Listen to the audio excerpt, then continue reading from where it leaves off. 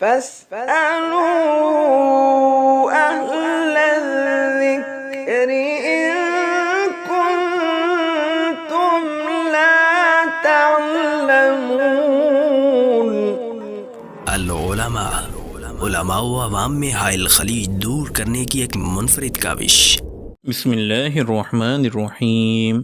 لجنۃ العلماء للافتاء فتویٰ نمبر 217 25 اکتوبر 2021۔ سوال: بحمد اللہ تعالی ہمارا ایک اسلامک اسکول ہے۔ ہم اپنے اسٹاف یعنی اساتذہ کے ساتھ تقرری کے وقت ایک معاہدہ کرتے ہیں جس میں یہ طے کیا جاتا ہے کہ ان کی تنخواہ 3 حصوں میں تقسیم ہوگی، جس کی تفصیل درج ذیل ہے۔ نمبر 1، تنخواہ کا 50% تدریسی نصاب کی تکمیل سے مشروط ہوگا۔ نمبر 2، 25% طلبہ کی کاپیوں کی بروقت تصحیح سے مشروط ہوگا۔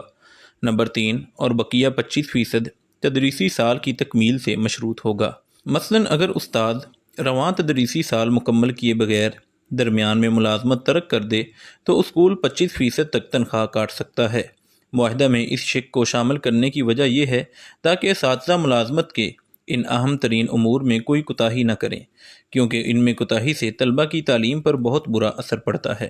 اس کٹوتی کا ایک طریقہ تو یہ ہے کہ ماہانہ تنخواہ کی ادائیگی کے وقت حساب لگایا جاتا ہے، جبکہ دوسرا طریقہ مندرجہ ذیل ہے۔ اساتذہ کے ساتھ معاہدے میں یہ بات بھی طے کی جاتی ہے کہ ملازمت کے آغاز میں ان کی 1 ماہ کی تنخواہ بطور سیکورٹی ڈپازٹ یعنی ضمانت رکھی جائے گی، جو انہیں ملازمت کے اختتام میں ادا کی جائے گی، بشرطے کہ استاد ملازمت کے یہ 3 اہم امور پورے کر چکے ہوں۔ اگر استاد ملازمت ترک کر دے جبکہ رواں تدریسی سال مکمل نہ کیا ہو، یا نصاب مکمل نہ کروایا ہو، یا کاپیوں کی تصحیح نہ کی ہو، تو اسکول اس سیکورٹی ڈپازٹ یعنی ضمانت میں سے حساب کے مطابق کٹوتی کرتا ہے۔ برائے کرم شرعی نقطہ نظر سے اس صورت مسئلہ کا حکم بیان کر کے ہماری رہنمائی فرمائیں۔ جواب: الحمدللہ وحدہ والصلاة والسلام علی من لا نبی بعدہ۔ استاد اور ادارے کے درمیان درج بالا ایگریمنٹ ہمارے مطابق بالکل درست ہے۔ مدرس کو ادارہ کی فلاح و بہبود کا اور قواعد و ضوابط کا خیال رکھنا چاہیے، اسی طرح ادارے کو بھی اساتذہ کی ضروریات کا خیال رکھنا چاہیے۔ اس ضمن میں اگر آپس میں کوئی شرائط طے کی جاتی ہیں تو اس میں کوئی حرج والی بات نہیں ہے۔ ارشاد نبوی صلی اللہ علیہ وسلم ہے: المسلمون علی شروطہم، سنن نبی داؤد حدیث نمبر 3594۔ مسلمان اپنی شرائط کے پابند ہوتے ہیں، اسی لیے کوئی حرج نہیں ہے کہ ایک تنخواہ کو بطور ضمانت رکھ لیا جائے اور سال کے آخر میں اس کا حساب کر لیا جائے۔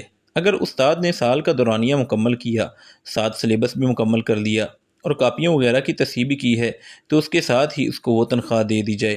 اگر اس نے کوئی کمی کی ہے، سلیبس وغیرہ مکمل نہیں کیا یا کاپیوں کی تصحیح نہیں کی، تو اسی حساب سے اس کی تنخواہ میں سے کاٹ لیا جائے۔ لیکن عام طور پر یوں ہوتا ہے کہ مدرسین پر تو شرائط عائد کی جاتی ہیں لیکن ادارے پر کوئی شرط نہیں رکھی جاتی۔ اس میں یہ بھی شرط رکھی جائے اگر ادارہ سال کے درمیان میں جواب دیتا ہے تو اس کو 1 مہینے کی تنخواہ ایڈوانس دینی پڑے گی۔ اسی طرح اگر کوئی استاد اپنی ڈیوٹی پوری کر دیتا ہے، سلیبس مکمل کرتا ہے اور طلبہ کی کاپیاں اچھے طریقے سے چیک کرتا ہے تو اس کو بطور انعام 1 تنخواہ ایڈوانس دی جائے گی یا کوئی انعام کی صورت رکھی جائے۔ اس سے ان کی حوصلہ افزائی بھی ہوگی اور انعام حاصل کرنے کے لیے وہ مزید محنت بھی کریں گے۔ لہذا شرائط طے کرنے میں کوئی حرج نہیں، البتہ یہ مناسب نہیں کہ ہم تمام شرائط اساتذہ کے لیے لاگو کریں اور ادارہ خود کسی اصول و ضابطے یا ذمہ داری کا پابند نہ سمجھے۔ طرفین میں یہ چیزیں ہونے سے امید ہے ادارہ بھی مستحکم ہوگا اور اساتذہ بھی پوری دل جمی سے خدمات سر انجام دیں گے۔ وآخر دعوانا ان الحمدللہ رب العالمین۔ مفتیان کرام فضیلت الشیخ ابو محمد عبدالستار حماد حفظہ اللہ، فضیلت الشیخ عبدالحلیم بلال حفظہ اللہ، فضیلت الشیخ جوید اقبال سیالکوٹی حفظہ اللہ، فضیلت الشیخ سعید مجتبیٰ سعیدی حفظہ اللہ، فضیلت الشیخ ابو عدنان محمد منیر قمر حفظہ اللہ، فضیلت الشیخ حافظ عبدالرؤوف سندو حفظہ اللہ، فضیلت الشیخ ابو محمد ادریس اثری حفظہ اللہ۔ علماء و عوام میں حائل خلیج دور کرنے کی ایک منفرد کاوش۔